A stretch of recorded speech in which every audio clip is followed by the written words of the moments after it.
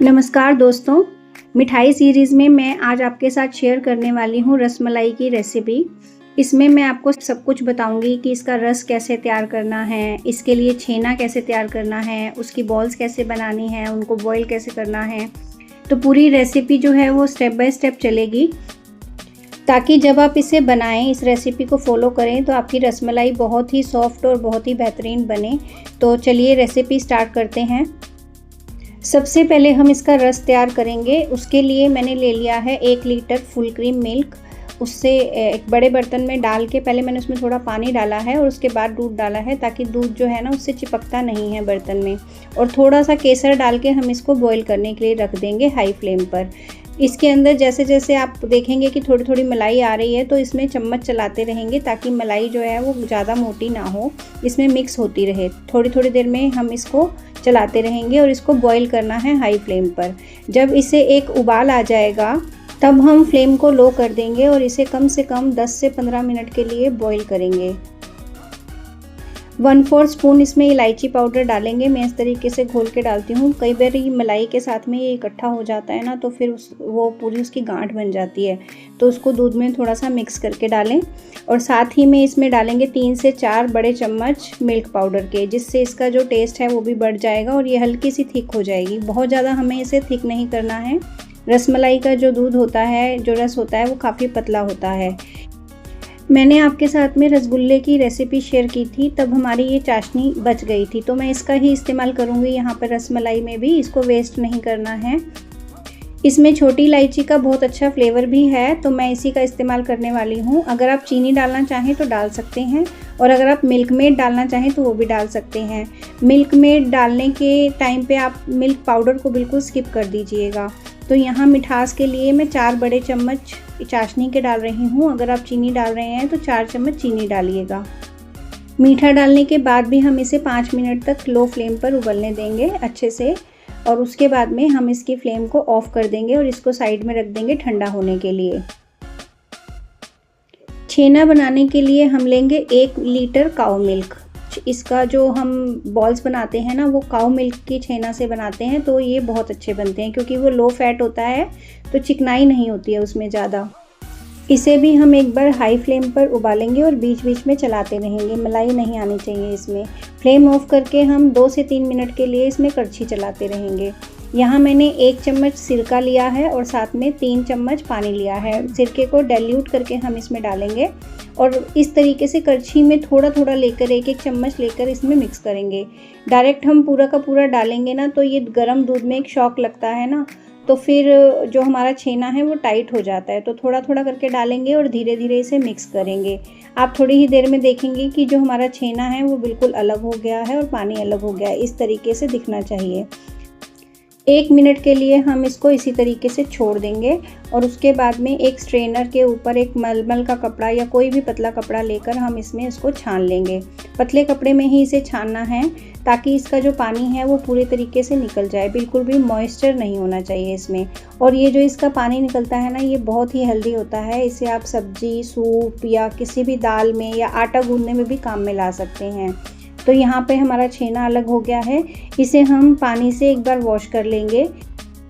Wash करने से क्या होगा, एक तो इसका कुकिंग प्रोसेस रुक जाएगा और इसमें जो सिरके का टेस्ट है वो निकल जाएगा। तीसरा, ये थोड़ा ठंडा हो जाएगा, जिससे हम थोड़ा सा हैंडल कर पाएंगे, हाथ लगा पाएंगे, बहुत ज़्यादा गर्म नहीं रहेगा ये। तो इस तरीके से इसकी एक पोटली सी बना लेंगे निचोड़ते हुए, और हमें इसे कम से कम 10 से 15 मिनट के लिए हैवी वेट रख के इसको प्रेस करना है, ताकि इसका पानी जो है ना वो पूरी तरीके से निकल जाए। तो 10-15 मिनट इसे रखिएगा ज़रूर। पूरा पानी निकलने के बाद में हम इसे निकाल लेंगे एक बड़ी थाली पे, क्योंकि हमें इसे मसलना है। तो हमारी हथेली का जो ये वाला पोर्शन होता है ना, इससे हमें इसे खूब अच्छे से मसलना है, मैश करना है इसे मसलते हुए। और अभी आप देख पा रहे हैं कि ये जो छेना है ना, इसमें थोड़े से ग्रैनुअल्स हैं, मतलब थोड़े से पार्टिकल हैं मोटे मोटे। ये बिल्कुल अच्छे से मैश हो जाने चाहिए। यहाँ मेरी प्लेट थोड़ी सी स्लिप हो रही थी, तो मैंने इसके नीचे एक कपड़ा बिछा लिया है। अब इसे बहुत अच्छे से मसलना है। कम से कम 4 से 5 मिनट लग जाएंगे इसे बिल्कुल स्मूथ और चिकना होने में। तो ये जो सारे के सारे पार्टिकल्स हैं ना पनीर के या छेने के, वो बिल्कुल मैश हो जाएंगे, एकदम मक्खन की तरह ये बिल्कुल इकट्ठा हो जाएगा। इस रेसिपी में सिर्फ यही एक स्टेप है जिसमें आपको थोड़ी सी मेहनत करनी पड़ेगी, बाकी तो सिंपल रेसिपी है। इसमें आपको थोड़ी सी मेहनत लगेगी इस तरीके से मसलते हुए इसे चिकना करने में। जब ये बढ़िया से तैयार हो जाता है तो हाथ और प्लेट दोनों को अपने आप से छोड़ देता है। और आप इस तरीके से एक बॉल बनाकर देखेंगे तो आप देखेंगे इसमें कोई क्रैक्स नहीं है अगर, तो ये बिल्कुल बॉईल करने के लिए तैयार है। यहाँ पे हमें जिस साइज़ की बॉल चाहिए उससे छोटे साइज़ की बॉल हमें बनानी है, लेकिन उससे पहले हमें चाशनी को बॉईल करने के लिए रखना है। एक बड़े बर्तन में हमने 1 कप चीनी ले लेनी है। मैं वापस से चाशनी का ही इस्तेमाल कर रही हूँ। 1 कप चीनी के साथ में हमें 4 कप पानी लेना है, तो यही रेशो रहनी चाहिए। बिल्कुल पतली चाशनी हमें तैयार करनी है। बेसिकली ये मीठा पानी एक तरीके का तैयार करना है जिससे में हम इस बॉल्स को बॉईल करेंगे। तो बॉल्स बनाने से पहले हम इन्हें उबलने के लिए रख देंगे एकदम हाई फ्लेम पर। जब तक वो उबलेगा तब तक हम इसकी बॉल बनाएंगे। और बॉल बहुत छोटी छोटी बनानी है। जिस साइज़ का आपको बॉल चाहिए, मतलब रसमलाई के अंदर, उससे थोड़ा छोटे साइज़ का बनाइएगा, क्योंकि ये फूल के डबल हो जाती हैं साइज़ में। तो सारी बॉल बनाने के बाद में पहले हम चाशनी में 1 बॉल डाल के देखेंगे। उसको हम 30 से 40 सेकंड तक देखेंगे कि वो मतलब खुल तो नहीं रही है, फैल तो नहीं रही है। तो ये जब घूमेगी इसके अंदर में तो उबल के डबल हो जाएगी साइज़ में। तो यहाँ पे हमारी बॉल जो है वो बिल्कुल भी फैल नहीं रही है, मतलब फट नहीं रही है। तो अब हम हाई टेम्परेचर पे ही उबालते हुए इसे एक एक बॉल करके डालेंगे। एक साथ सारी बॉल डालेंगे तो एक टेम्परेचर थोड़ा सा एकदम से डाउन होएगा। तो एक एक बॉल करके डालेंगे हम। उसके बाद में आप देखिए यहाँ पे जैसे ही हमने इसे डाला और थोड़ी देर में इनका साइज़ जो है वो बड़ा हो गया है। तो हमें बर्तन जो है ना वो बड़ा ही लेना है ताकि इसमें ये आराम से घूम सकें बॉल्स। अभी थोड़ी देर में इसका साइज़ और थोड़ा सा बड़ा होगा। इसे हम ढक कर पकाएंगे हाई फ्लेम पर ही 5 मिनट के लिए।